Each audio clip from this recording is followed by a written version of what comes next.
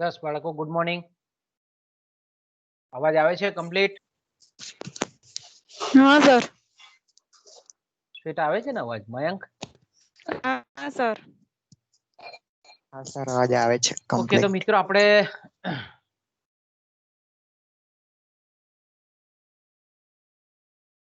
ખાસ કરીને આપણે સંચાલકીય અર્થશાસ્ત્રમાં આપણે બીજા યુનિટના ગઈ વખતે અંત તરફ આપણે જતા હતા અને તે વખતે આપણને લાસ્ટ ટાઈમે જે આપણે ચર્ચા કરેલી હતી માંગની મૂલ્ય સાપેક્ષતા. બરાબર, માંગની મૂલ્ય સાપેક્ષતા કોને કહેવાય? માંગની મૂલ્ય સાપેક્ષતાનો અર્થ, માંગની મૂલ્ય સાપેક્ષતાની વ્યાખ્યાઓ, પછી આપણે માંગની મૂલ્ય સાપેક્ષતાને અસર કરતા પરિબળો, આ મુદ્દાઓની ચર્ચા કર્યા પછી માંગની મૂલ્ય સાપેક્ષતાને ખાસ કરીને માપવાની જે અલગ અલગ પદ્ધતિઓ છે એ માપવાની અલગ અલગ પદ્ધતિઓ, એમાં આપણે ફ્લેક્સે આપેલી ટકાવારી પદ્ધતિ,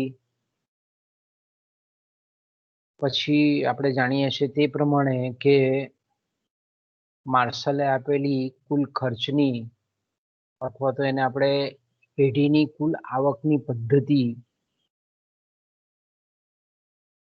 તરીકે પણ ઓળખીએ છીએ. એ પદ્ધતિનો પણ આપણે અભ્યાસ કર્યો. બીજી પદ્ધતિ આપણે બિંદુ પદ્ધતિ, ભૌમિતિક પદ્ધતિ જેને આપણે કહીએ છીએ, તેનો પણ આપણે અભ્યાસ કર્યો.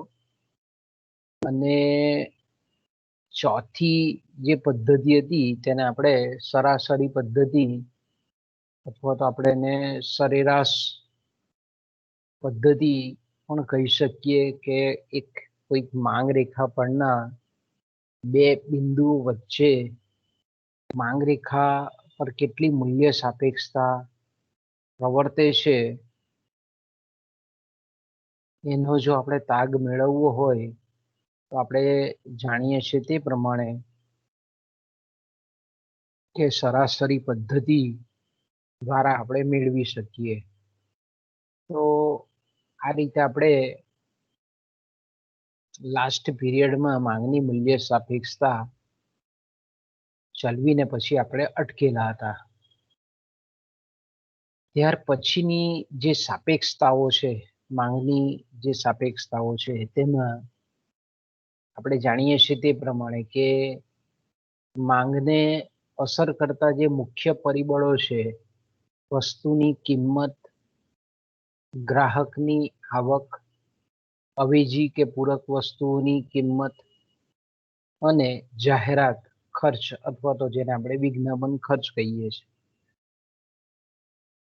તો આપણે આ ચારે ચાર પરિબળો છે, એ પરિબળોની કેટલી અસર થાય છે, કેટલી ટકાવારી અસર આ ચારે ચાર પરિબળોમાં ફેરફાર થતા માંગમાં કેટલો ટકાવારી ફેરફાર થાય છે, એ માપતા જે ખ્યાલો છે, ગુણોત્તરો છે, એ આપણે જાણીએ છીએ તે પ્રમાણે કે માંગની મૂલ્ય સાપેક્ષતા, જેને આપણે માંગની કિંમત સાપેક્ષતા પણ કહીએ છીએ, જેને આપણે પ્રાઇસ ઇલાસ્ટિસિટી ઓફ ડિમાન્ડ ઇંગ્લિશમાં આપણે કહીએ છીએ. બીજો ખ્યાલ આપણે આવકના કોન્ટેક્સ્ટથી, આવકના સંદર્ભથી જાણીએ છીએ કે માંગની આવક સાપેક્ષતા, ગ્રાહકની આવકમાં પરિવર્તનને લીધે જે માંગમાં ટકાવારી ફેરફાર થાય છે એને માપતો ખ્યાલ છે. ત્રીજી જે સાપેક્ષતા માંગની પ્રતિમૂલ્ય સાપેક્ષતા, જેને આપણે માંગની પરસ્પર મૂલ્ય સાપેક્ષતા કે માંગની સમસામયિક સાપેક્ષતા પણ આપણે કહીએ છીએ. ઇંગ્લિશમાં એને આપણે ક્રોસ ઇલાસ્ટિસિટી ઓફ ડિમાન્ડ કહીએ છીએ. અને ચોથી જે આપણે સાપેક્ષતા જે જોવાની બાકી છે, આપણે એમ તો આપણા આવક સાપેક્ષતાથી બાકી છે. આપણે ચોથો જે સાપેક્ષતાનો ખ્યાલ છે એ છે માંગની જાહેરાત સાપેક્ષતા, અથવા તો એને આપણે માંગની વિજ્ઞાપન સાપેક્ષતા પણ કહીએ છીએ, અથવા તો એને આપણે એડવર્ટાઇઝમેન્ટ ઇલાસ્ટિસિટી ઓફ ડિમાન્ડ એવો શબ્દ પ્રયોગ પણ એને આપણે કહીએ છીએ. તો આપણે એમ કહીએ કે આજે આપણે જે બીજો ખ્યાલ છે એ તમે એફઆઈમાં તમને ટચ છે જ, તમે વાંચેલો બી હશે, એટલે આપણે સમજવામાં ઘણી બધી સરળતા રહેશે એમાં, કે ભાઈ માંગની આવક સાપેક્ષતા એટલે આપણે ઇન્કમ ઇલાસ્ટિસિટી ઓફ ડિમાન્ડ ઇંગ્લિશમાં આપણે કહીએ છીએ. તો આપણે જાણીએ છીએ તે પ્રમાણે કે ભાઈ અન્ય પરિબળો જ્યારે સ્થિર રહેતા હોય ત્યારે ગ્રાહકની જો આવકમાં પરિવર્તન થાય, ગ્રાહકની આવકમાં જો ફેરફાર થાય તો વસ્તુની માંગમાં પણ ફેરફાર થાય છે. કારણ કે આપણે કેઇન્સને જાણીએ છીએ, કેઇન્સનો વપરાશ વૃત્તિનો જે ખ્યાલ છે તે કે ભાઈ આવક આવે એટલે લોકો ખર્ચ કરવા તરફ પ્રેરાય. એટલે આપણે એમ કહી શકીએ કે આવકમાં ફેરફાર થાય તો વસ્તુની માંગમાં પણ ફેરફાર થાય છે. તો માંગનો આ જે ગુણ છે, આ જે ક્વોલિટી છે, આ વર્ચ્યુસ છે, તેને આપણે માંગની આવક સાપેક્ષતા કહી શકાય. પણ અર્થશાસ્ત્રમાં થોડુંક આપણે ડિટેલમાં જઈએ છીએ એમાં, કે ભાઈ માંગની આવક સાપેક્ષતા એટલે શું એ વોટસન નામના અર્થશાસ્ત્રીએ કીધેલું છે. તો એ માંગની આવક સાપેક્ષતા એટલે માંગનો ટકાવારી ફેરફાર અને આવકનો ટકાવારી ફેરફાર એ બે વચ્ચેનો ગુણોત્તર સંબંધ, ગુણોત્તર પ્રમાણ.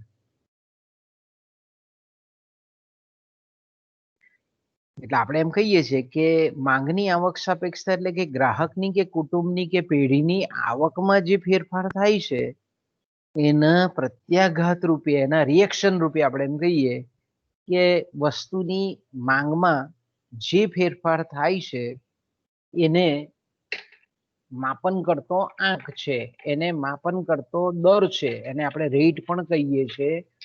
એને આપણે બીજા અર્થમાં પ્રમાણાત્મક સંબંધ પણ કહીએ છીએ આપણે. ભાઈ અવાજ સંભળાય છે ને બરાબર બાળકો? હા સર, સંભળાય છે. મિત્રો અવાજ સંભળાય છે ને? હા સર, કમ્પ્લીટ સંભળાય છે. હા, મિત્રો અવાજ કેમ મારામાં કેમ નથી, મારા પોતાનામાં જ નહીં આવતું.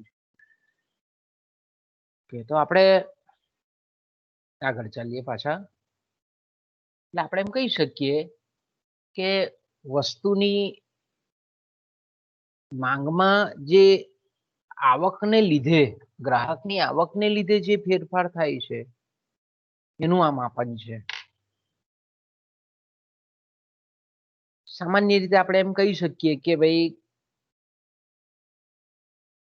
ગ્રાહકની જ્યારે પણ આવક વધે છે ત્યારે સામાન્ય રીતે જેને સામાન્ય વસ્તુઓ કહીએ, અથવા તો બીજા અર્થમાં કહીએ કે ખાસ કરીને ઉપયોગી વસ્તુઓ કહીએ, એવી વસ્તુઓની માંગમાં વધારો થાય છે. જ્યારે આપણે એમ કહીએ કે અન્ય જે હલકી ગુણવત્તાવાળી વસ્તુ છે એમાં ખાસ કરીને આપણે એમ કહીએ કે આવક વધવાની સાથે એમાં આપણને એની માંગમાં ઘટાડો પણ જોવા મળે છે. ટૂંકમાં આપણે એમ કહીએ કે માંગની આવક સાપેક્ષતા એટલે જે દરે, જે પ્રમાણમાં આવકમાં ફેરફાર થવાના પરિણામ સ્વરૂપ વસ્તુની માંગમાં જે ફેરફાર થાય છે તેને આપણે માંગની આવક સાપેક્ષતા કહીએ છીએ. તો સામાન્ય રીતે આપણે એમ કહીએ કે માંગની આવક સાપેક્ષતા છે તેના ત્રણ પ્રકારો છે. પણ સામાન્ય રીતે આપણે એમ કહીએ કે માંગની આવેગ સાપેક્ષતાનું જ્યારે આપણે વર્ગીકરણ કરીએ છીએ, એના પ્રકારોમાં વિભાજિત કરીએ છીએ, ત્યારે ગ્રાહકોની આવકમાં વધારો થતા માંગ વધતી પણ હોય, ઘટતી પણ હોય કે સ્થિર રહેતી હોય, એ દ્રષ્ટિકોણથી એક તો આપણે કરીએ છીએ એનું વર્ગીકરણ, એના પ્રકારો પાડીએ છીએ. બીજું વર્ગીકરણ આપણે એ રીતનું કરીએ છીએ કે આવકમાં ટકાવારી ફેરફારની સરખામણીમાં માંગમાં ટકાવારી ફેરફાર વધારે છે, ઓછો છે કે સપ્રમાણ છે, પ્રપોર્શન છે. એ સંદર્ભથી પણ આપણે માંગની આવક સાપેક્ષતાનું વર્ગીકરણ કરીએ છીએ. ઓકે, આપણે પહેલો પ્રકાર જોઈએ, માંગની ધન આવક સાપેક્ષ માંગ, માંગની હકારાત્મક આવક સાપેક્ષ માંગ. માંગની હકારાત્મક આવક સાપેક્ષ માંગ કે ધન આવક સાપેક્ષ માંગ એટલે શું? તો કે ભાઈ ગ્રાહકની આવક વધતા જો માંગ વધતી હોય, અથવા તો એનાથી ઉલટું પણ વિચારીએ આપણે કે ગ્રાહકની આવકમાં ઘટાડો થતા જે વસ્તુઓની માંગમાં ઘટાડો થતો હોય, તો આવી વસ્તુઓની જે માંગ છે તે ગ્રાહકની આવકના સંદર્ભમાં હકારાત્મક ધન આવક સાપેક્ષ માંગ કહેવાશે, અને positive income elasticity of demand કહેવાશે. ફરી પાછું, ગ્રાહકની આવકમાં વધારો થતા જો ચીજ વસ્તુઓની માંગમાં વધારો થતો હોય, જો ગ્રાહકની આવકમાં ઘટાડો થતા જે ચીજ વસ્તુઓની માંગમાં ઘટાડો થતો હોય, આવી ચીજ વસ્તુઓની માંગની આવક સાપેક્ષતા પોઝિટિવ, ધનાત્મક, ધન કે હકારાત્મક કહેવાય છે. સામાન્ય રીતે આપણે એમ કહીએ કે સાધારણ પ્રકારની જે નોર્મલ ગુડ્સ, જેને આપણે ઇંગ્લિશમાં કહીએ છીએ, સાધારણ પ્રકારની જે તમામ વસ્તુઓ છે એની વસ્તુઓની માંગ ગ્રાહકની આવકના સંદર્ભમાં હંમેશા હકારાત્મક સાપેક્ષતા ધરાવે છે. તો આપણે એમ કહીએ કે જ્યારે પણ માંગની આવક સાપેક્ષતા હકારાત્મક કે ધન હોય, ત્યારે આપણે એમ કહીએ કે આવક અને માંગનો સંબંધ આ રીતે આપણે આકૃતિમાં તમે જોઈ શકો છો, આ બતાવેલો છે આકૃતિમાં સંબંધ એ રીતે જોવા મળે છે. એટલે કે ઉદ્ગમ બિંદુએથી શરૂ કરી અને પછી એ ડાબી બાજુથી જમણી બાજુ ઉપર તરફ જતી રેખા છે. તો આપણે FI થી તમને હું ચર્ચા કરતો આવ્યો છું કે જ્યારે પણ કોઈ પણ રેખાનો આકાર ડાબી બાજુથી જમણી બાજુ ઉપર તરફ હોય, ત્યારે આપણે એમ કહી શકીએ કે આ બે જે ચલરાશિ છે, એક્સ ચલ પરિમાણ અને વાય ચલ પરિમાણ, આ બે વચ્ચેનો સંબંધ કેવો છે? તો કે હકારાત્મક સંબંધ છે, પોઝિટિવ રિલેશનશિપ છે બે વચ્ચે. એનો મતલબ કેવો થયો? તો કે ભાઈ ગ્રાહકની આવક જો વધે તો વસ્તુની માંગ વધે. ગ્રાહકની જે આવક જેમ જેમ જેમ જેમ વધતી જાય તેમ તેમ આપણે એમ કહી શકીએ કે વસ્તુની માંગમાં વધારો થતો જાય. દાખલા તરીકે આપણે એમ કહીએ કે ગ્રાહકની આવક ધારો કે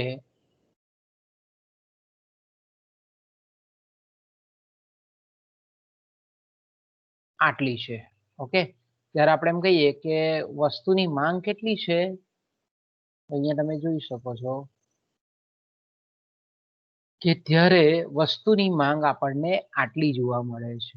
ઓકે, અહીંયા કોઈ પણ આંકડા લઈ શકો કે ભાઈ ગ્રાહકની આવક 10,000 રૂપિયા છે, ત્યારે વસ્તુની માંગ એ 100 એકમની છે. ઓકે, હવે આપણે એમ કહીએ કે ગ્રાહકની આવક વધે છે, તો ગ્રાહકની આવક વધીને ધારો કે 30,000 રૂપિયા થાય છે. ઓકે, તો આપણે એમ કહીએ કે વસ્તુની માંગ જે 100 એકમની કરતા હતા તેની જગ્યાએ વધી અને હવે 300 એકમની માંગ એ થાય છે. તો આ રીતે ગ્રાહકની આવક જ્યારે આટલી હતી ત્યારે એની માંગ 100 એકમની હતી. અહીંયા 100 લખી શકીએ આપણે. ગ્રાહકની આવક વધીને 30,000 રૂપિયા થઈ, તો એની જે માંગ છે એ પહેલા આટલી હતી, એની જગ્યાએ વધીને આટલી થઈ, એટલે કે 100 એકમ હતી તેની જગ્યાએ હવે 300 એકમ જેટલી આપણને થતી જોવા મળે છે. ઓકે, તો આને આપણે કહીએ છીએ ધન આવક સાપેક્ષ માંગ. સામાન્ય રીતે જે નોર્મલ ગુડ્સ છે, સાધારણ વસ્તુઓ છે, સામાન્ય વસ્તુઓ છે, તેના સંદર્ભમાં આપણે એમ કહી શકીએ કે આવક અને વસ્તુની માંગ વચ્ચેનો જે સંબંધ છે એ આ રીતનો ધનાત્મક સંબંધ છે. ઓકે, હવે પાછા ધન આવક સાપેક્ષ માંગ છે, એટલે કે માંગની જે હકારાત્મક આવક સાપેક્ષતા છે એના પાછા મેં કીધું તેમ કે 3 પેટા પ્રકાર પડે છે. કારણ કે અહીંયા આપણે બીજું વિશ્લેષણ કરીએ છીએ તે પ્રમાણે કે આવકમાં ટકાવારી ફેરફારની સરખામણીમાં માંગમાં ટકાવારી ફેરફાર વધારે છે, વધુ છે, ઓછો છે કે સપ્રમાણ છે. તો આપણે એમ કહીએ કે આવકમાં જે પર્સન્ટેજ પ્રમાણે ફેરફાર થાય તે પ્રમાણે જો વસ્તુની માંગમાં પર્સન્ટેજ પ્રમાણે જો ફેરફાર થતો હોય, જો આપણે એમ કહીએ કે આવકમાં થતો પર્સન્ટેજ પ્રમાણેનો જે ફેરફાર છે એના કરતા જો માંગમાં થતો પર્સન્ટેજ પ્રમાણેનો ફેરફાર વધારે હોય, વધુ હોય, તો આપણે એમ કહી શકીએ કે આવા પ્રકારની જે માંગ છે તેને આપણે એકમથી વધુ ધન આવક સાપેક્ષ માંગ કહીએ છીએ.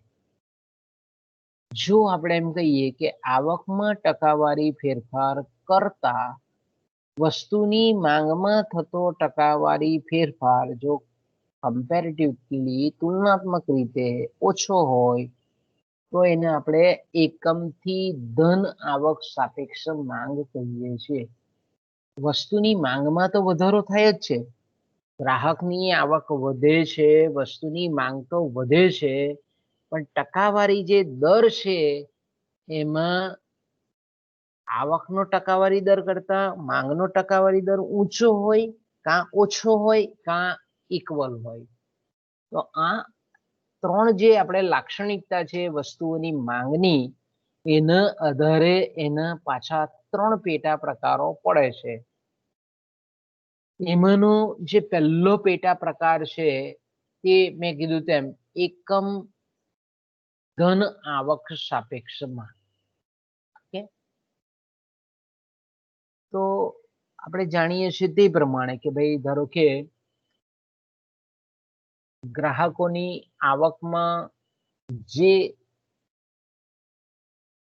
ફેરફાર થાય છે અને એને પરિણામ સ્વરૂપ જ્યારે માંગમાં ટકાવારી ફેરફાર થાય, પણ એ ફેરફાર કેવો હોય, એક સરખા પ્રમાણનો હોય, એક સરખા પ્રમાણમાં હોય, ત્યારે આપણે એમ કહીએ કે માંગની આવક સાપેક્ષતાનો જે આંક છે, એનો જે દર છે તે આપણને એક જેટલો બતાવે છે, એકમ બરાબર બતાવે છે. એટલે આપણે એમ કહી શકીએ કે આવકમાં જો ધારો કે 10% વધારો થાય અને માંગમાં પણ જો 10% પ્રમાણે વધારો થાય, બરાબર, અહીંયા જરાક એક સેન્ટેન્સમાં થોડુંક લખવામાં ભૂલ છે, એક જ મિનિટ સુધારી આપણે કે ભાઈ આવકમાં જો 10% વધારો થાય અને આપણે એમ કહીએ કે માંગમાં પણ જો 10% વધારો થાય, કે અહીંયા આપણે શબ્દ સહેજ સુધારી કાઢીએ.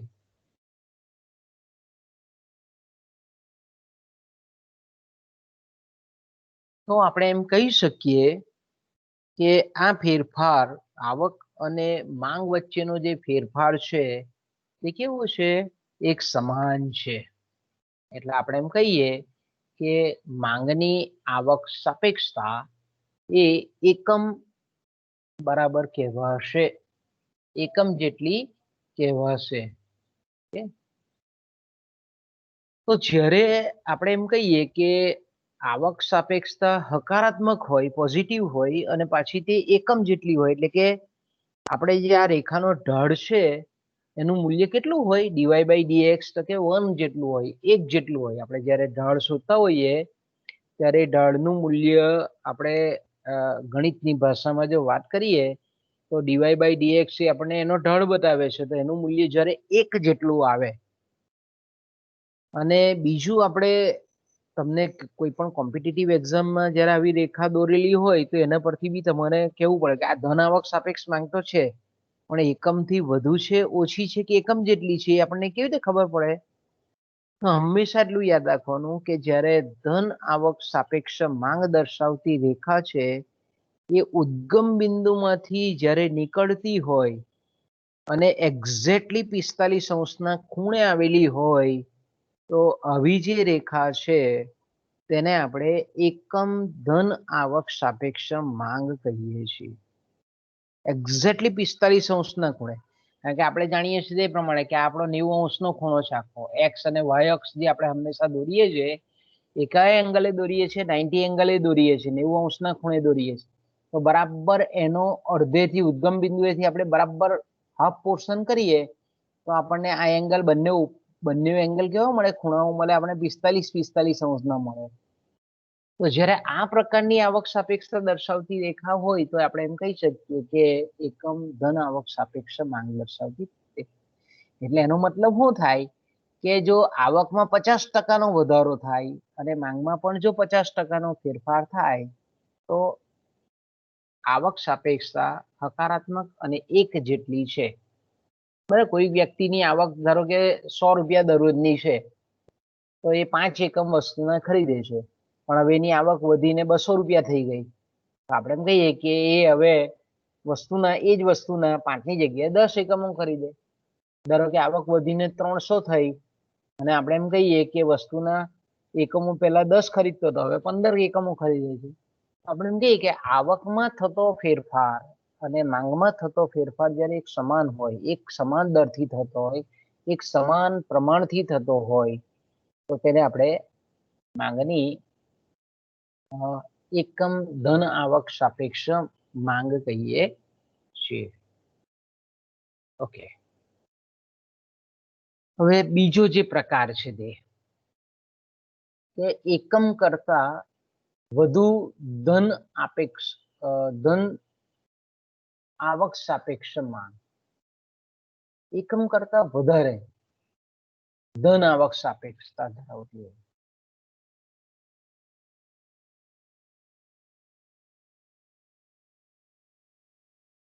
તો અહીંયા આપણે જોઈ શકીએ છીએ કે ભાઈ જ્યારે પણ આપણે ગ્રાહકની જે આવક છે, ઓકે, અહીંયા આપણે એમ કહીએ કે ગ્રાહકની આવકમાં જે દરે ફેરફાર થાય છે, જેટલા પ્રમાણમાં ફેરફાર થાય છે એના કરતા જ્યારે આપણે એમ કહીએ કે માંગમાં થતો ફેરફાર જ્યારે વધારે હોય ત્યારે આપણે એમ કહીએ કે માંગની આવક સાપેક્ષતા, ધન આવક સાપેક્ષતા એ એકમ કરતા વધારે છે એમ કહેવાય. એનો મતલબ શું થાય? જો આપણે ભૌમિતિક રીતે જો આને વિચારવું હોય તો એ રીતે વિચારી શકીએ કે જ્યારે આવક સાપેક્ષતા દર્શાવતી રેખા, ફરી પાછું, જો આવક સાપેક્ષતા દર્શાવતી રેખા ઊભી ધરીને એટલે કે વાય અક્ષને સ્પર્શીને ઉપર તરફ ડાબી બાજુથી જમણી બાજુ તરફ એક્સ અક્ષ તરફ જો ઢળતી હોય તો તેવી આવક સાપેક્ષતા દર્શાવતી જે રેખા છે તેને એકમ કરતા વધુ ધન આવક સાપેક્ષ માંગ તરીકે ઓળખાવીએ છીએ. ઓકે, એનો મતલબ શું થાય? હવે પ્રશ્ન ઉભો થાય કે ભાઈ આ રીતની જ્યારે ઢાળવાળી રેખા છે તો અહીંયા આપણે જોઈ શકીએ છીએ કે આ રેખાનો ઢાળની જે લાક્ષણિકતા છે તે કેવી છે? તો કે ભાઈ એક્સ અક્ષ તરફ વધારે ટિલ્ટ થયેલું છે, એટલે કે નમેલો છે. આપણે જોઈએ તો આપણે એમ કહીએ કે જ્યારે એક્સ અક્ષ તરફ નમેલો છે ત્યારે એક્સ અક્ષ પરનું જે ચલ પરિમાણ છે એ ચલ પરિમાણમાં વધારે ફેરફાર થાય છે એવું આનું ભૌમિતિક અર્થઘટન થાય. ભૂમિતિની દ્રષ્ટિએ જો આપણે આનું અર્થઘટન જાણીએ તો માંગ રેખા જ્યારે એક્સ અક્ષ તરફ જ્યારે નીચે ઢળતી હોય તો એનો મતલબ એમ થાય કે એક્સ ચલ રાશિનું જે પરિમાણ લીધેલું છે એમાં થતો ફેરફાર વાયને લીધે વધારે થાય, વાય પરિમાણને લીધે વધારે થાય.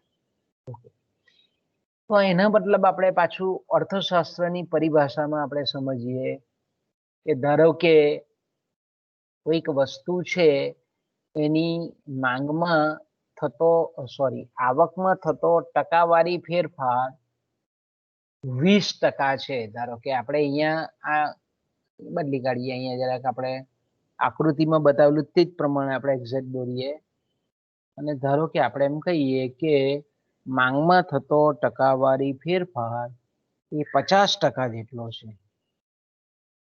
ઓકે, ગ્રાહકની આવકમાં 20% પ્રમાણેનો વધારો થાય.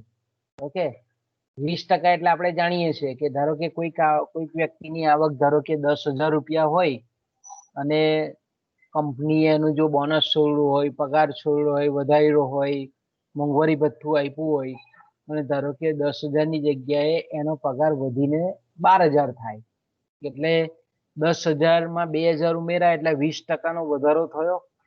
હવે ધારો કે એ જે વસ્તુની ખરીદી કરતો હતો, બરાબર, ધારો કે આપણે એમ કહીએ કે 20 મણ ઘઉં ખરીદતો હતો. હવે આપણે એમ કહીએ કે આવકમાં 20% નો વધારો થયો તો હવે 20 કિલોની ખરીદી કરતો હતો ઘઉંની, હવે એની ખરીદી વધારીને એણે 30 કિલોની કરી. ક્લિયર થાય છે મગજમાં કે ગ્રાહકની આવકમાં 20% નો વધારો થયો પણ એ જે વસ્તુનો વપરાશ કરે છે એની માંગમાં વધારો ઓછી પરથી ઓડી પર થયો, એટલે કે માંગમાં વધારો 50% પ્રમાણે થયો. તો આપણે એમ કહી શકીએ કે આ પ્રકારની અહીંયા આવક સાપેક્ષતા ધન જ બતાવે છે પણ આવકમાં થતા ટકાવારી ફેરફાર કરતા માંગમાં થતો ટકાવારી ફેરફાર સવિશેષ છે, વધારે છે. ઓકે, તો આ પ્રકારની જ્યારે મેં કીધું આને બે વખત બે રીતે યાદ રાખી શકાય કે એક્સ અક્ષ તરફ જરાક નમેલી રેખા આપણે દોરવાની અને હંમેશા વાય અક્ષને જોડતી રેખા આપણે દોરવાની. તો આપણે તરત એના પરથી જ જોઈ શકીએ કે ભાઈ એકમ કરતા વધુ ધન આવક સાપેક્ષ માંગ છે. તો સામાન્ય રીતે આપણે એમ કહીએ કે મોજશોખની જે વસ્તુઓ છે, બરાબર છે, સુખ સગવડની જે વસ્તુઓ છે કે ભાઈ મોબાઈલ છે કે પછી આપણે સ્કૂટર છે કે બાઇક છે કે ટીવી છે કે ફ્રીજ છે, આવી બધી વસ્તુઓ કેવી છે કે એની આવક સાપેક્ષતા એ એકમ કરતા વધારે ધન આવક સાપેક્ષ માંગ હોય. એનો મતલબ શું થયો કે ભાઈ ગ્રાહકની આવક જો સહેજ વધે તો વધારે હિંમત કરી નાખી ખરીદીમાં, વસ્તુ ખરીદવામાં એ શું કરે છે, થોડી આવી જે મોજશોખની વસ્તુઓ છે એ ખરીદવામાં એ ઉત્સાહી બને છે અને વધારે ખરીદી લાવે છે. ઓકે, હવે એના પછીનો જે આપણે એમ કહીએ કે ત્રીજો પેટા પ્રકાર છે ધન આવક સાપેક્ષ માંગનો, એ છે એકમથી ઓછી ધન આવક સાપેક્ષ માંગ. ઓકે, બીજો જે પ્રકાર છે તે કયો પ્રકાર છે, એકમથી ઓછી ધન આવક સાપેક્ષ માંગ. એકમથી ઓછી ધન આવક સાપેક્ષ માંગ એટલે શું, તો કે માંગનો ટકાવારી ફેરફાર જે છે તે આવકના ટકાવારી ફેરફાર કરતા ઓછો હોય ત્યારે આપણે એમ કહીએ કે માંગની આવક સાપેક્ષતા છે તે એકમ કરતા ઓછી હોય. મોટા ભાગે આપણે એમ કહીએ કે પ્રાથમિક જે આપણે એમ કહીએ ને કે જીવન આવશ્યક જે વસ્તુઓ છે, ખૂબ જરૂરિયાતની વસ્તુઓ, એ પ્રાથમિક જરૂરિયાતની વસ્તુઓની માંગની આવક સાપેક્ષતા હંમેશા એકમ કરતા ઓછી ધન આવક સાપેક્ષ હોય. એટલે આપણે એમ કહીએ કે ગ્રાહક કે કુટુંબની આવક વધતી હોય ત્યારે આવી જે પ્રાથમિક જરૂરિયાતની વસ્તુઓ છે તેનો માંગ વધે, એની વપરાશ પણ વધે આવક વધવાની સાથે, પણ આપણે એમ કહીએ કે આવકનો જે ટકાવારી વધારો છે એની તુલનામાં, એની કમ્પેરિઝનમાં આપણે એમ કહીએ કે માંગમાં થતો ટકાવારી ફેરફાર ક્રમશઃ ઓછો હોય. તો હવે આપણે આ રીતની જ્યારે પણ રેખા હોય ત્યારે મેં કીધેલું તે પ્રમાણે કે એની રેખા આપણે એક્સ અક્ષને જોડતી બતાવવી પડે, એક્સ અક્ષમાંથી નીકળતી બતાવવી પડે, અને એનો જે આપણે એમ કહીએ કે ભૌમિતિક રીતે જો આપણે વિચારીએ તો જો ઊભી ધરી છે એ ઊભી તરફ વધારે ઢળેલી હોય. અહીંયા આપણે જોઈએ છે તો આ એક્સ અક્ષ તરફ વધારેલી, આપણે બીજો જે પ્રકાર જોયો તેમાં પણ આપણે ત્રીજો જે પેટા પ્રકાર છે એમાં વાય અક્ષ તરફ આ રેખાનું ઢારણ, એટલે બીજા અર્થમાં આપણે એમ કહીએ કે ડાબી બાજુથી જમણી બાજુ ઉપર તરફ જાય છે પણ એનો ઢાળ કેવો છે? તીવ્ર ઢાળ છે. આનો ઓછો તીવ્ર ઢાળ છે, આનો આપણે એમ કહીએ કે વધારે તીવ્ર ઢાળ છે. એટલે કે વાય અક્ષ તરફ ઊભી ધરી તરફ એ વધારે ઢળેલું છે. એટલે જ્યારે આપણે એમ કહીએ કે આ રીતે માંગ રેખા જ્યારે આપણે ઉપર તરફ જતી હોય ને તીવ્ર ઢાળવાળી હોય તો તે સંજોગોમાં આપણે એમ કહી શકીએ કે એક્સ ચલ રાશિ જે છે તેમાં થતો ફેરફાર કમ્પેરેટિવલી ઓછો હોય, વાય જે ચલ રાશિ છે તેમાં થતા ફેરફાર કરતા. અને અહીંયા તમે જોઈ શકો છો કે આ બે આપણે જે બતાવેલું છે અહીંયા તે વચ્ચેનો ગેપ પણ તમને સી અને ડી વચ્ચેનો ઓછો દેખાય, અને આ બાજુ વાય પર જોવો તો એ બી વચ્ચે વધારે દેખાય. એટલે દાખલા તરીકે આપણે એમ કહીએ કે ગ્રાહકની આવક છે, બરાબર, હવે ગ્રાહકની આવક 10,000 રૂપિયા પરથી સીધી વધીને 15,000 રૂપિયા થઈ ગઈ, તો આપણે એમ કહીએ કે 50% વધારો થયો. પણ આપણે એમ કહીએ કે કોઈક એક્સ વસ્તુ એવી છે, કોઈક એક વસ્તુ એવી છે કે પહેલા 10 એકમ ખરીદતો હતો, હવે એ 12 એકમ ખરીદે છે. ગ્રાહકની આવક 10,000 પરથી 15,000 રૂપિયા પર ગઈ, એનો મતલબ આપણે એવો કરી શકીએ કે ગ્રાહકની આવકમાં 50% વધારો થયો. ત્યારે એ પ્રાથમિક જરૂરિયાતની કોઈ પણ વસ્તુ આપણે લઈ શકીએ, દૂધ છે, કપડાં છે, અનાજ છે, શાકભાજી છે, એ આપણે એમ કહીએ કે પહેલા જે ખરીદતો હતો એમાં માત્ર ને માત્ર એ થોડોક જ વધારો કરે છે, વધારે કરે છે, પહેલા કરતા વધારે કરે છે, કારણ કે ધન આવક સાપેક્ષ માંગ છે. પણ જે આપણે એમ કહીએ કે આવકમાં જે દરે ટકાવારી ફેરફાર થાય છે એના કરતા વસ્તુની માંગમાં ટકાવારી દર ઓછો છે, એ તો છે જ. તો આપણે એમ કહીએ કે પહેલા એ 10 એકમ ખરીદતો હતો જ્યારે એની આવક 10,000 હતી ત્યારે, હવે એની 15,000 રૂપિયાની આવક થઈ ગઈ તો આ વસ્તુ એ હવે 10ના 12 એકમો ખરીદે છે. એટલે કે પહેલા કરતા તો આવક ખર્ચમાં વધારો કર્યો, વપરાશમાં વધારો કર્યો, પણ તુલનાત્મક રીતે આપણે એમ કહીએ કે આવકમાં થતા ફેરફાર કરતા એ વસ્તુના માંગમાં થતો ફેરફાર તુલનાત્મક રીતે ઓછો છે. એટલે આપણે એને કહીએ છીએ એકમથી ઓછી ધન આવક સાપેક્ષ માંગ. તો આપણે આ 3 પ્રકાર છે કોના? તો કે ભાઈ પહેલો મુખ્ય પ્રકાર છે ધન આવક સાપેક્ષ માંગના, હકારાત્મક આવક સાપેક્ષ માંગના, પોઝિટિવ ઇન્કમ ઇલાસ્ટિસિટી ઓફ ડિમાન્ડના 3 પેટા પ્રકારો આપણે જોયા. હવે બીજો જે મુખ્ય પ્રકાર છે તેના પર જઈએ. માંગની નકારાત્મક આવક સાપેક્ષતા, એને આપણે માંગની ઋણાત્મક સાપેક્ષતા પણ કહીએ છીએ. ઇંગ્લિશમાં એને આપણે કહીએ છીએ negative income elasticity of demand, નકારાત્મક છે. હવે આપણે એમ કહીએ કે ગ્રાહકની આવકમાં વધારો થાય છે, બરાબર, ગ્રાહકની આવક વધે છે, પણ વસ્તુની જો માંગ ઘટતી હોય તો આવી જે વસ્તુઓની માંગની આવક સાપેક્ષતા છે તેને આપણે ઋણાત્મક નકારાત્મક સાપેક્ષતા કહીએ છીએ. એને શું કહીએ છીએ આપણે? નકારાત્મક કે ઋણાત્મક સાપેક્ષતા કહીએ છીએ, જેને આપણે હલકી ગુણવત્તાની વસ્તુઓ કહીએ છીએ. કે ભાઈ અત્યારે તમે ભણો છો, તમારી આવક ઓછી છે, તો તમે કોઈ પણ વસ્તુથી ચલવી લો. પછી શું કરો છો તમે? જ્યારે કમાતા થઈ જાઓ ત્યારે આપણે એમ કહીએ કે ના, મારે તો આ જ વસ્તુ જોઈએ, મને આ હવે પહેલા જે વાપરતો હતો તે હવે નહીં જોઈએ મારે. તો આવી જે વસ્તુઓ છે કે ગ્રાહકની આવક ઓછી હોય ત્યારે એ ખરીદતો હોય, પણ જ્યારે ગ્રાહકની આવક વધે ત્યારે એ જે વાપરતો હતો એના કરતા ઓછા એકમો હવે પહેલા કરતા એ વાપરે છે. ઓકે, આપણે એને આકૃતિમાં દર્શાવી શકીએ. દાખલા તરીકે આપણે એમ કહીએ કે આમાં આ રીતે, ધારો કે કોઈક વ્યક્તિની આવક 5,000 રૂપિયા હતી. ઓકે, હવે 5,000 રૂપિયા હતી ત્યારે ધારો કે એ આ વસ્તુના 50 એકમો ખરીદતો હતો. બરાબર, કોઈ હલકી ગુણવત્તાવાળી વસ્તુ છે કે ભાઈ એની આવક જ્યારે 5,000 રૂપિયા હતી ત્યારે એ 50 એકમો ખરીદતો હતો. ઓકે, હવે ધારો કે એની આવક વધીને 25,000 રૂપિયા થઈ.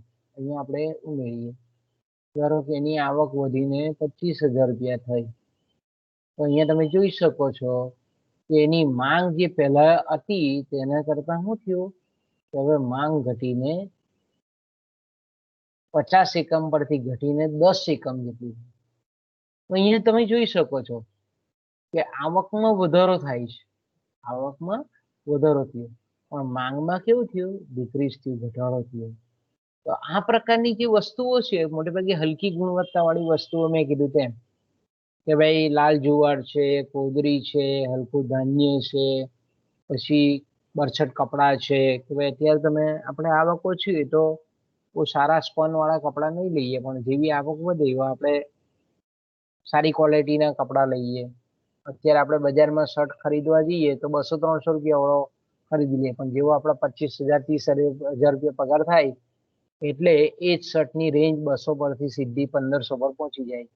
તો કહેવાનો મતલબ એ છે કે આવક વધે અને જે વસ્તુઓની માંગ ઘટતી હોય એવી વસ્તુઓને આપણે હલકી ગુણવત્તાવાળી વસ્તુઓ કહીએ છીએ, ને આવી વસ્તુઓના સંદર્ભમાં માંગની આવક સાપેક્ષતા એ ઋણાત્મક હોય છે, નકારાત્મક હોય છે, નેગેટિવ સ્લોપ હોય છે.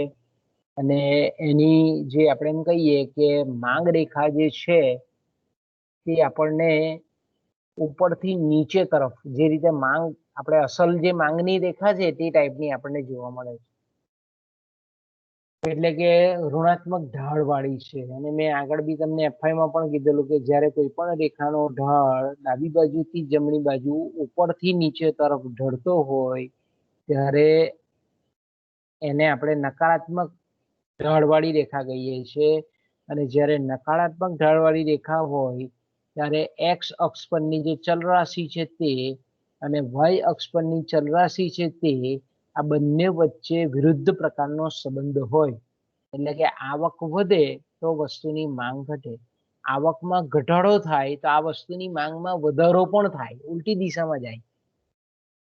જો ગ્રાહકની આવક આપણે એમ કહીએ કે 5,000 રૂપિયા છે, એના કરતા પણ આપણે એમ કહીએ કે હજુ પણ ઘટી જાય, ધારો કે 5,000 ની જગ્યાએ ધારો કે આપણે એમ કહીએ કે એની આવક ઘટીને 2,000 રૂપિયા થઈ જાય, તો આપણે એમ કહી શકીએ કે આની માંગ જે પહેલા આપણે એમ કહીએ 50 એકમ કરતો હતો, તો એની માંગ હવે વધારીને 70 એકમ પણ કરી શકે. એટલે કે ગ્રાહકની આવક ઘટતા વસ્તુની માંગમાં વધારો થાય, અને આવક વધતા વસ્તુની માંગમાં જ્યારે ઘટાડો થતો હોય, આ પ્રકારની લાક્ષણિકતા ધરાવતી જે વસ્તુઓ છે એની આવક સાપેક્ષતા ઋણ હોય છે, નેગેટિવ હોય છે. ઓકે, અને જે છેલ્લો પ્રકાર છે તે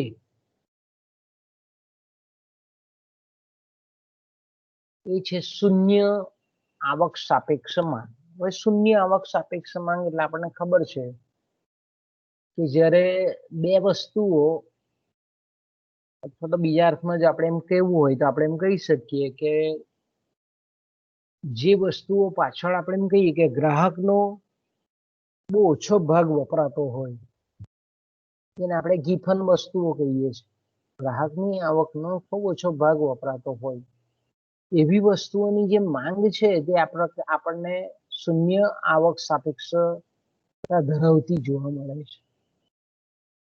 એટલે કે ગ્રાહકની આવક ગમે તેટલી વધે કે ગમે તેટલી ઘટે, જો ગ્રાહકની આવકમાં ગમે તેટલો ટકાવારી વધારો થાય કે ગમે તેટલો ટકાવારી ઘટાડો પણ થાય,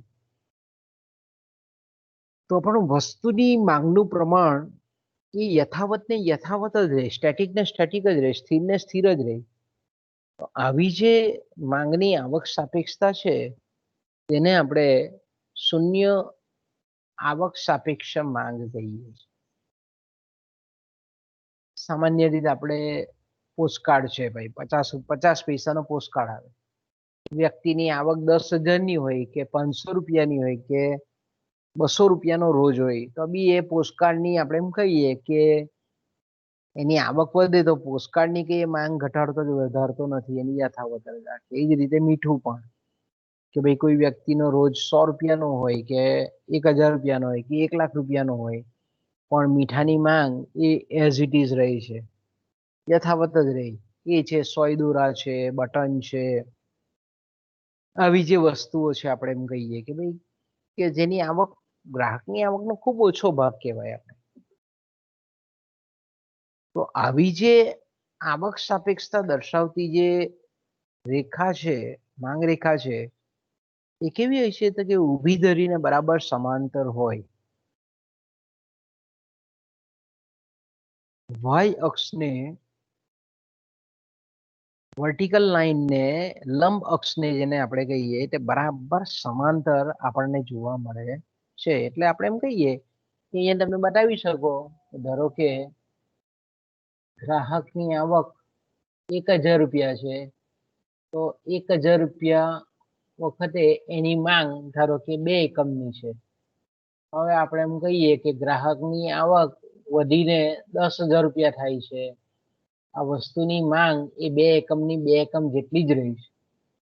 ગ્રાહકની આવક ધારો કે આપણે એમ કહીએ કે હજુ પણ આવક વધીને 2 લાખ રૂપિયા થાય છે, તો પણ આ વસ્તુની માંગ છે એ એટલી ને એટલી જ રહેતી હોય, 2 એકમની 2 એકમ જ રહેતી હોય, તો તેને આપણે કહીએ છીએ માંગની શૂન્ય આવક સાપેક્ષતા. એટલે કે આવક, હવે પાછું આનાથી ઉલટું પણ આપણે વિચારી શકીએ કે ભાઈ ગ્રાહકની આવક ધારો કે 2 લાખ રૂપિયાની છે, એના પરથી ઘટીને સીધી 25,000 પર આવી જાય, તો બી એ બે જ વસ્તુની માંગ કરવાનો છે. આ જે વસ્તુ છે આપણે એક્સેસ પર લીધેલી, એ કેટલા એને 2 એકમની 2 એકમ જ કરવાનો છે. એટલે કે કિંમત વધે કે માંગ, ગ્રાહકની આવક, કુટુંબની આવક વધે કે ઘટે, છતાં પણ આપણે એમ કહીએ કે વસ્તુની માંગ એ યથાવત રહેતી હોય, સ્થિર રહેતી હોય, તો તેને આપણે કહીએ છીએ શૂન્ય આવક સાપેક્ષતા.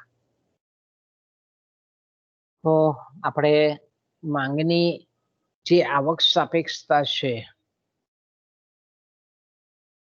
એ આવક સાપેક્ષતાના આપણે એમ કહીએ કે આ રીતના એના જે પ્રકારો આપણે જોયા, એ પ્રકારો ઉપરથી આપણે એમ કહી શકીએ કે માંગની આવક સાપેક્ષતા અંગેના અમુક જે તારણો છે, એક્સટ્રેક્શન છે, વિધાનો છે, તે આ રીતે આપણે તારવી શકીએ કે ભાઈ જે સામાન્ય વસ્તુઓ છે, જે મોટે ભાગે જેને આપણે નોર્મલ ગુડ્સ કહીએ છીએ, કે જેનો ઉપભોગ આપણે કરીએ છીએ, વારંવાર કરીએ છીએ, એવી વસ્તુઓની માંગની આવક સાપેક્ષતા હંમેશા ધન અથવા તો આપણે એમ કહીએ કે હકારાત્મક હોય છે. નંબર 2 આપણે જાણીએ છીએ તે પ્રમાણે કે જે હલકી ગુણવત્તાવાળી જે વસ્તુઓ છે, લાલ જુવાર છે, બાજરી છે, કોદરી છે, હલકી ગુણવત્તાવાળું કાપડ છે, પામોલીન તેલ છે, કોઈ પણ આપણે વસ્તુ, ઘણી બધી વસ્તુ મૂકી શકીએ, વગેરે માંગની સાપેક્ષતા કેવી છે? ઋણ નકારાત્મક હોય છે. એટલે કે આવક વધે તો આવી વસ્તુઓની માંગમાં આપણને ઘટાડો થતો જોવા મળે છે. એ જ રીતે આપણે એમ કહીએ કે મોસોકની જે વસ્તુઓ છે, મોસ્ટ શોખની વસ્તુ એટલે મેં કીધું તેમ કે ભાઈ મોબાઈલ છે, ટીવી છે, રેફ્રિજરેટર છે, બાઇક છે, સ્કૂટર છે, આ બધા કેવા છે કે આવકમાં જો વધારો થાય તો આપણે એમ કહીએ કે એની માંગમાં વધારો થાય અને એ સાપેક્ષતા કેવી હોય, એકમથી વધુ ધન આવક સાપેક્ષતા હોય. કેવી હોય? એકમથી વધારે ધન આવક સાપેક્ષ માંગ હોય.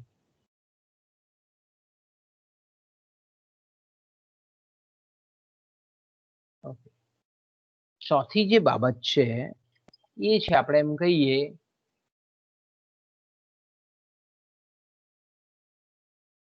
ખાસ કરીને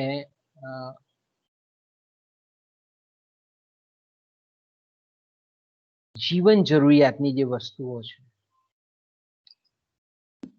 એ જીવન જરૂરિયાતની જે વસ્તુઓ છે એની માંગની આવક સાપેક્ષતા મોટે ભાગે આવક વધવાની સાથે માંગમાં વધારો થાય પણ ક્રમશઃ ઓછો થાય. મેં કીધું તેમ કે દૂધ છે કે પછી આપણે શાકભાજી છે, આ બધી જે વસ્તુઓ છે તે. અને એ જ રીતે આપણે જોયું તે પ્રમાણે સોય દોરા છે, દીવાસળી છે, મીઠું છે, પોસ્ટકાર્ડ છે, કાર્બન પેપર છે, ટાંકણી છે, પેન્સિલ છે, રબર છે, આ બધી વસ્તુઓ કેવી છે કે માંગની આવક સાપેક્ષતા એની શૂન્ય આપણને જોવા મળે છે. ત્યાર પછી માંગની આવક સાપેક્ષતાનું માપ. ઓકે, તો આપણે માંગની આવક સાપેક્ષતાને નું જો માપન આપણે કરવું હોય તો આપણે જાણીએ છીએ તે પ્રમાણે કે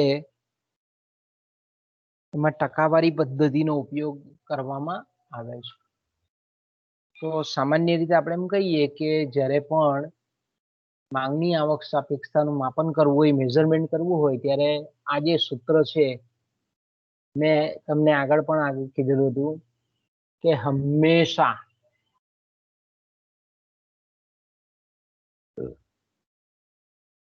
જે સ્વતંત્ર ચલ રાશિ છે, ચલ પરિમાણ છે, એ હંમેશા છેદમાં આવે અને આધારિત પરિમાણ અથવા તો જેને આપણે પરતંત્ર, જેને આપણે ડિપેન્ડન્ટ ચલ રાશિ કહીએ, એ હંમેશા અંશમાં આવે.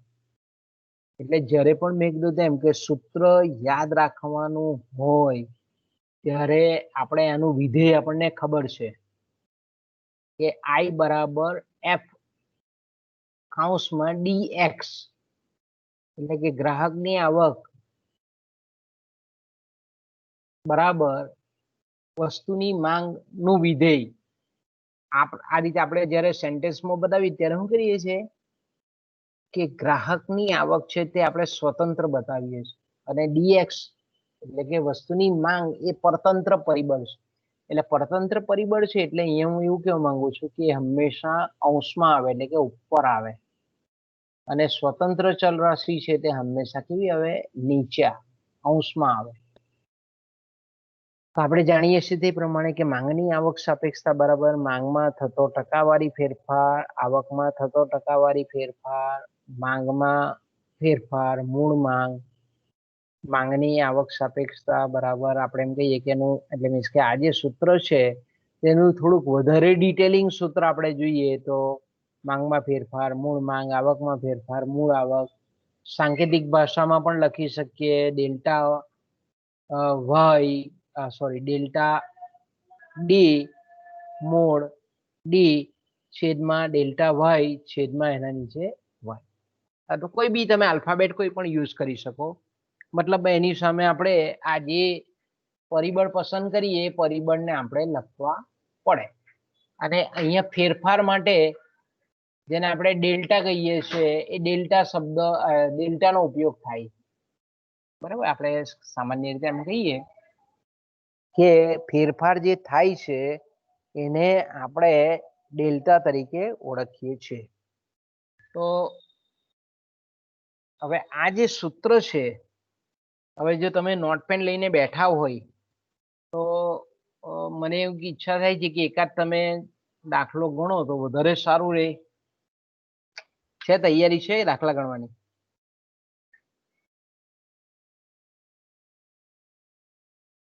બોલો બાળકો.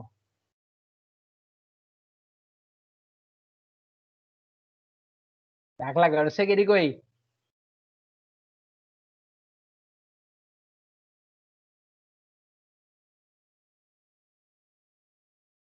હે બચ્ચે લોગ?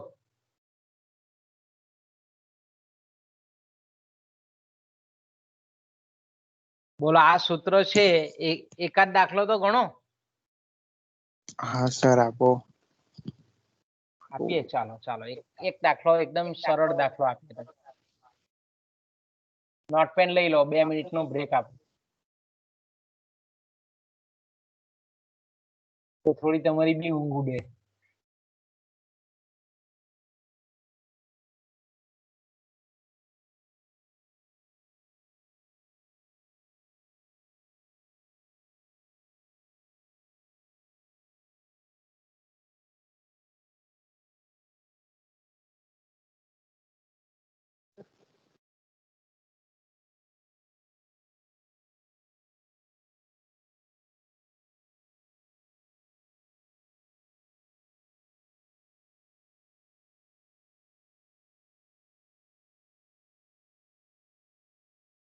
બોલો બોલો.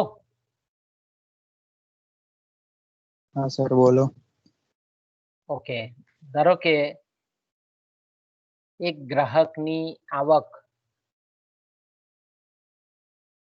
રૂપિયા 20,000ની હતી ત્યારે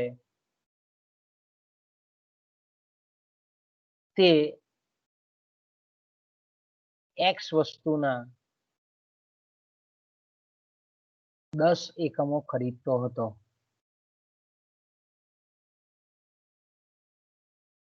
હવે તેની આવકમાં વધારો થયો અને આવક વધીને 50,000 રૂપિયા થઈ. ત્યારે X વસ્તુની માંગ વધીને 20 એકમો જેટલી થઈ. તો માંગની આવક સાપેક્ષતા શોધો.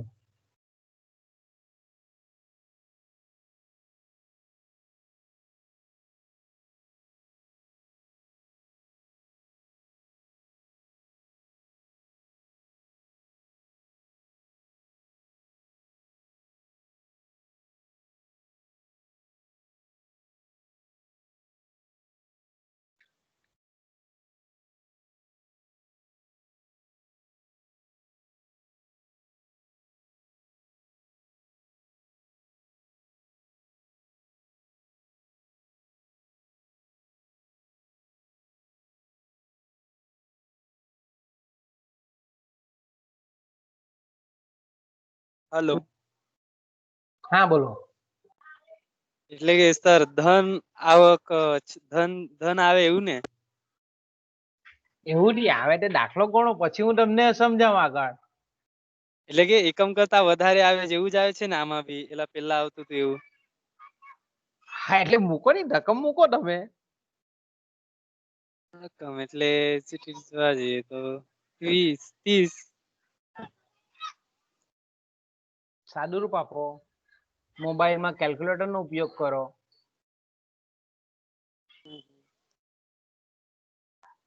ચાલો પહેલા તો મને એક પહેલું સૂત્ર વપરાય કે બીજું સૂત્ર વપરાશ? બે સૂત્ર બીજું તમારી સૂત્ર સામે મૂકેલા વાપર્યું. બીજું સૂત્ર છે. વાપર્યું. બીજું સૂત્ર ઓકે, વાપર્યું. બીજું સૂત્ર તમને સરળ રહે. ચાલો.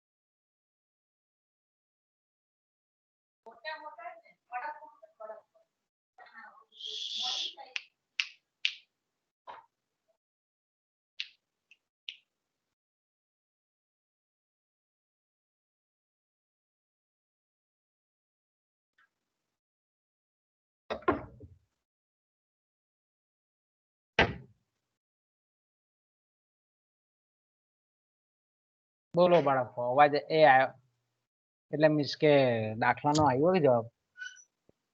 0.66 આવે છે. કેટલા? 0.66. 0.65. ના 66 0.66 એમ ચાલે જ કરે. હા, એટલે 0.66 આવે છે, બરાબર ને? હા હા એનો મતલબ શું થયો? ચાલો હવે મતલબ કોઈ મને સમજાવશે? મયંક, કિરણ, શ્વેતા,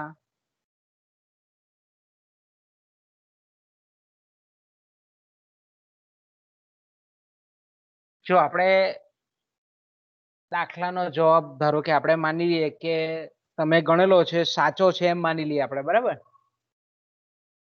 અને એનો જે જવાબ આવ્યો તે 0.66 આવ્યો, બરાબર? આપણે એમ કહીએ કે એનો જવાબ કેટલો આવ્યો? 0.66. 66. તો આપણે એમ કહીએ કે માંગની આવક સાપેક્ષતા એકમ કરતા ઓછી છે, એટલે કે 0.66 નો મતલબ શું થયો? તો કે 1 કરતા ઓછી છે, બરાબર? પણ આપણે અહીંયા જાણીએ છીએ તે પ્રમાણે કે ગ્રાહકની આવક વધી છે તો વસ્તુની માંગમાં વધારો થયેલો છે, પણ એ વધારો કેવો છે? આવકમાં જે ટકાવારી દરે વધારો થાય છે એના કરતા માંગમાં ટકાવારી ફેરફાર જે થાય છે તે કમ્પેરેટિવલી તુલનાત્મક રીતે ઓછો છે. એટલે આપણે કયા પ્રકારમાં આવશે તમારા હિસાબે? આ ત્રીજા પ્રકારમાં. કયો ત્રીજો પ્રકાર? એટલે અ, બોલો બોલો. આવક કરતા ઓછી એવું કઈ. હા, એકમ થી ઓછી ધન આવક સાપેક્ષ હા, માંગ. આવક સાપેક્ષ માંગ. પરીક્ષામાં કોઈ વખત આવા દાખલા પૂછે. ચાલો બીજો એકદમ સિમ્પલ દાખલો આપું. ઓકે, લખો દાખલાની રકમ કે ગ્રાહકની આવકમાં 40% પ્રમાણે વધારો થતા એક્સ વસ્તુની માંગમાં 80% પ્રમાણે વધારો થાય છે, તો માંગની આવક સાપેક્ષતા શોધો. આ કોઈ એક જ લીટીનો દાખલો આપે તમને, ધારો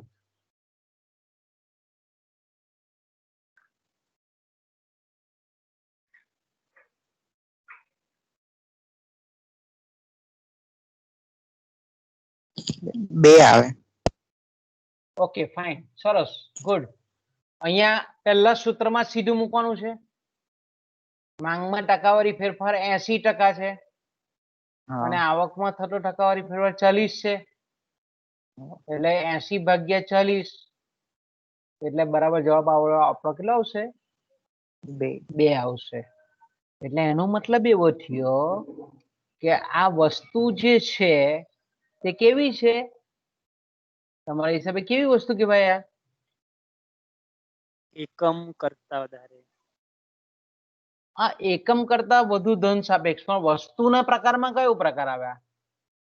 પ્રાથમિક વસ્તુ છે, જીવન જરૂરિયાત વાળી વસ્તુ છે, આવશ્યક વસ્તુ છે, હલકી ગુણવત્તા વાળી છે, ઊંચી ગુણવત્તા વાળી વસ્તુ છે, સામાન્ય વસ્તુ છે કે સુખ સગવડની વસ્તુ છે? સગવડ. ઓ યસ, આવશ્યક. Fine fine fine, good good. મોજ શોખની વસ્તુ છે, બરાબર? આ કે આવકમાં જે ટકાવારી દરે ફેરફાર થાય છે એના કરતા માંગમાં થતો ટકાવારી ફેરફાર સવિશેષ છે. તો આ પ્રકારની જે આવક સાપેક્ષતા છે તેને આપણે એકમથી વધુ ધન આવક સાપેક્ષ માંગ કહીએ છે. ઓકે, આવી રીતે આપણે નકારાત્મક આવક સાપેક્ષતાના દાખલા પણ લઈ શકીએ કે ભાઈ કોઈક વ્યક્તિની આવક છે તે 10,000 રૂપિયા પરથી વધીને 20,000 રૂપિયા થઈ, પણ એક્સ વસ્તુની માંગ છે તે 10 પરથી ઘટી અને 5 એકમની થઈ, તો બરાબર, આ રીતનું સિમ્પલ દાખલો બી તમને પૂછે કે ગ્રાહકની આવક 10,000 રૂપિયા પરથી 20,000 રૂપિયા થઈ, પણ વસ્તુની જે માંગ છે તે 10 એકમ પરથી ઘટીને 5 એકમ જેટલી થઈ, તો માંગની મૂલ્ય સાપેક્ષ મૂલ્ય સાપેક્ષતા નહીં, સોરી, આવક સાપેક્ષતા શોધો.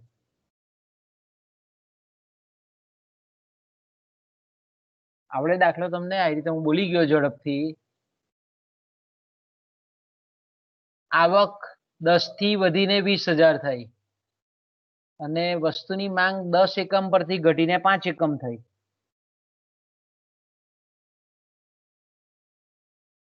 બોલો, કોઈ બીજો જવાબ આપજો આજે અત્યારે.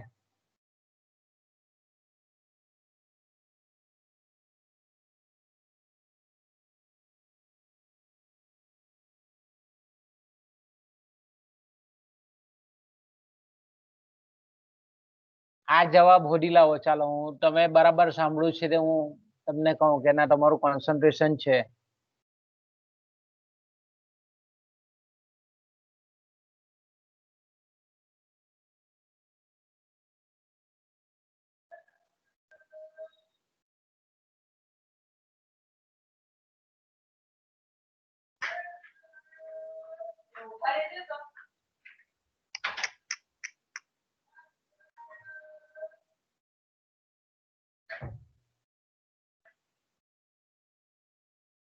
બોલો, કોઈને આવ્યો કે નહીં દાખલો?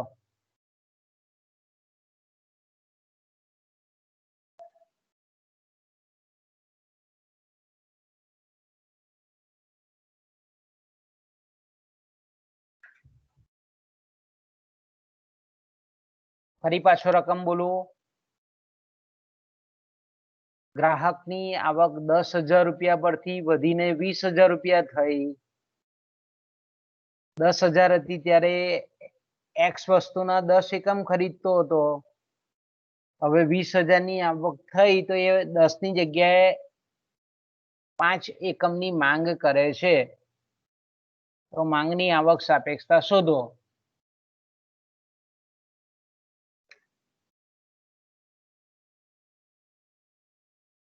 બોલો, કેટલો આવ્યો જવાબ?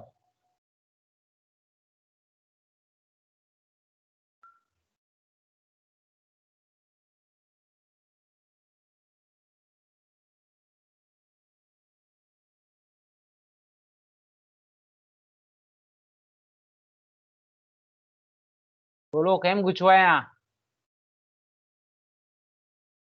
0.5 ચાલો, જેવું આવે છે. સૂત્રમાં હું લખાવું તે પ્રમાણે લખો. હા, માંગમાં કેટલો ફેરફાર થયો? 5 ઘટી ગઈ. +5 આવશે કે -5 આવશે? -5. Yes, exactly, -5. મૂળ માંગ કેટલી છે? 10. 10 એકમ, એટલે -5/10 ઉપર. અને નીચે આવકમાં ફેરફાર. આવકમાં કેટલો ફેરફાર થયો? 10,000 વધી ગયું. 10,000. ઓકે, 10,000 થી વધીને 20,000 થી, એટલે આવકમાં થતો ફેરફાર 10,000. મૂળ આવક કેટલી છે? તો કે 10,000. 10,000. ઓકે, એટલે 5/10 ઉપરના ભાગમાં, એટલે એનું 5 દુ 10 એટલે ઉડાડી નાખીએ આપણે. -1/2 આવ્યો હા, અને નીચે આવશે 1. હા. એટલે આપણે એમ કહીએ કે આપણો જવાબ કેટલો આવે? -1/2. કારણ કે આ જે નીચેનો અંશ છે ત્યાં જવાબ આપણો 1 આવે છે. 10,000/10,000 એટલે 1 આવે છે. -1/2. એટલે આપણે માંગની આવક સાપેક્ષતા આપણને કેવી મળી? નકારાત્મક મળી, નેગેટિવ મળી. એટલે આપણે એમ કહીએ કે આ વસ્તુ કેવી છે? હલકી ગુણવત્તા વાળી વસ્તુ છે. કે આવકમાં વધારો થાય છે પણ વસ્તુની માંગમાં ઘટાડો થાય છે.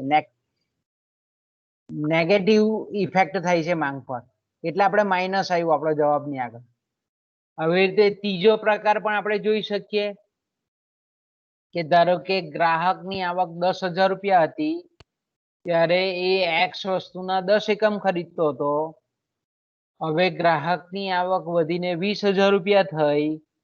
હવે 20,000 રૂપિયા થવા છતાં એ એક્સ વસ્તુની માંગ 10 એકમ જ કરે છે તો માંગની આવક સાપેક્ષતા શોધો.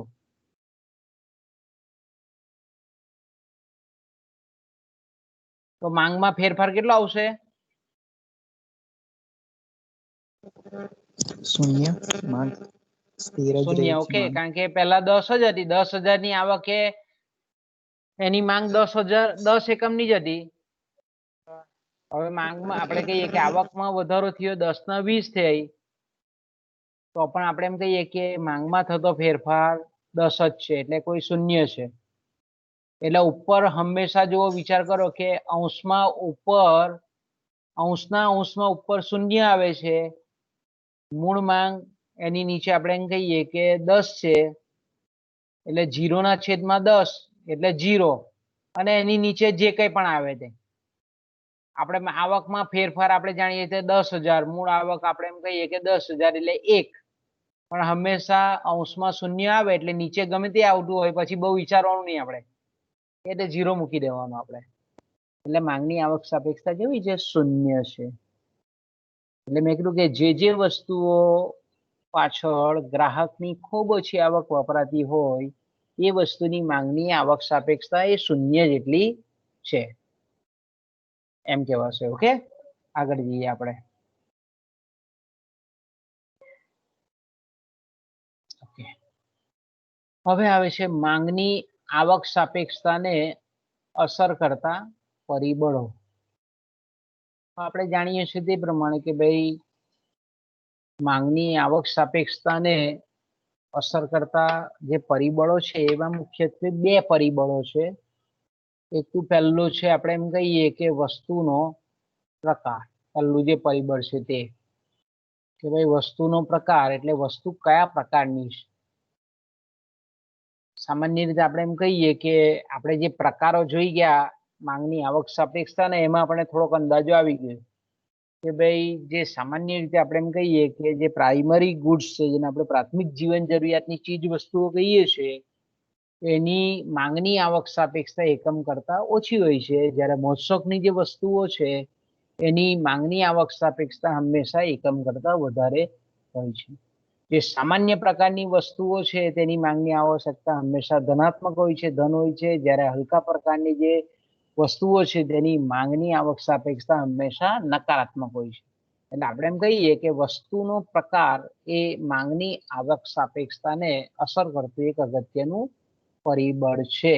ઓકે, બીજું પરિબળ આપણે જાણીએ છીએ તે પ્રમાણે એ છે આવકની સપાટી. કે ભાઈ ખાસ કરીને જે સમાજનો વર્ગ છે એ જો આવક ઓછી ધરાવતો હોય એટલે આપણે એમ કહીએ કે ગ્રાહકની નીચી સપાટીએ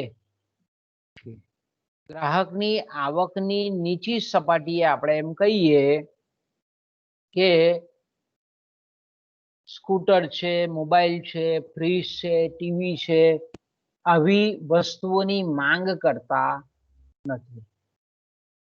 એટલે આપણે એમ કહી શકીએ કે આવકની અતિશય નીચી સપાટીએ વસ્તુઓની માંગની આવક સાપેક્ષતા શૂન્ય હોય છે.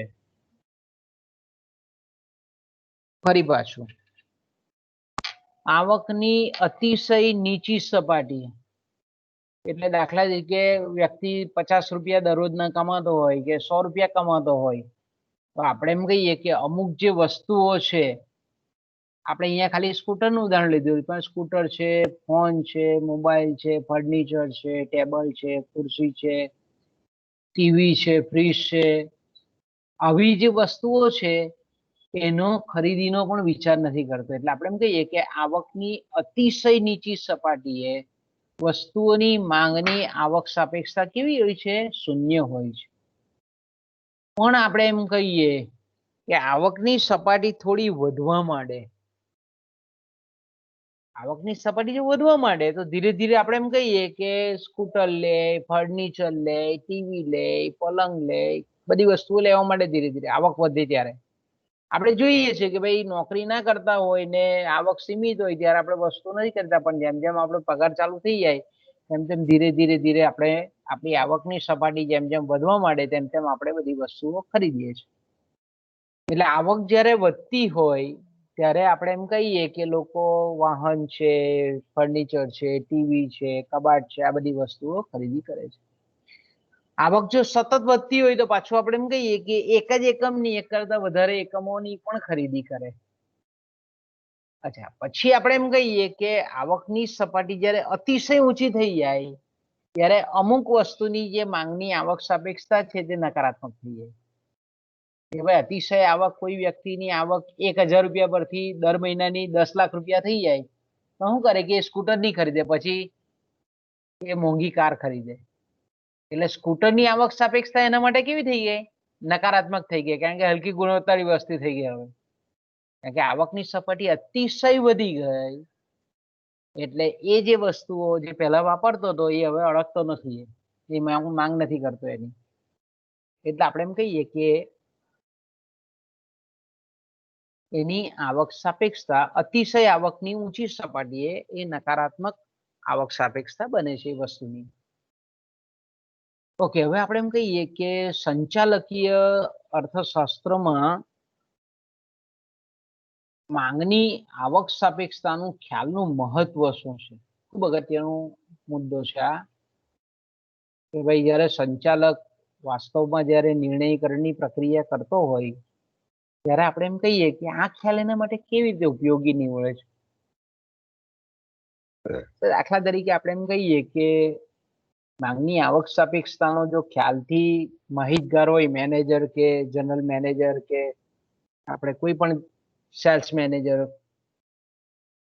તો આપણે એમ કહીએ કે એને જે સંચાલક છે, નિર્ણય કરનારો છે, એ લોકોને આપણે એમ કહીએ કે માંગની આવક સાપેક્ષતાના ખ્યાલ પરથી ખબર પડી જાય કે ભાઈ લોકોની આવક એટલે ખાસ કરીને જનરલી માથાદીઠ આવકનો વિચાર કરીએ છીએ આપણે, ખર્ચી શકાય એવી આવકનો વિચાર કરીએ છીએ. તો આપણે એમ કહીએ કે લોકોની આવક જો પહેલા કરતા વધે તો એમ કહી શકીએ કે પેઢીનો સંચાલક જે વસ્તુ બનાવે છે એ વસ્તુની માંગ એ વધશે. ધારો કે અત્યારે આપણે જોઈએ છે, અત્યારની રિયલ પરિસ્થિતિથી આપણે વાકેફ છે કે ભાઈ અત્યારે લોકોની આવક ઘટેલી છે, આવક ઓછી છે, ધંધા વેપાર ઓછા છે, બજારમાં એક મંદી જેવું સુસ્તીનો માહોલ છે, બરાબર. તો આપણે જોઈ શકીએ છીએ અત્યારે અનુમાન કરી શકીએ, સંચાલક હોય તે સંચાલક પણ અનુમાન કરી શકે ભાઈ અત્યારે લોકોની આવક ઓછી છે એટલે આવક ઓછી છે એટલે વસ્તુઓની ખરીદી બજારમાં ઓછી થશે.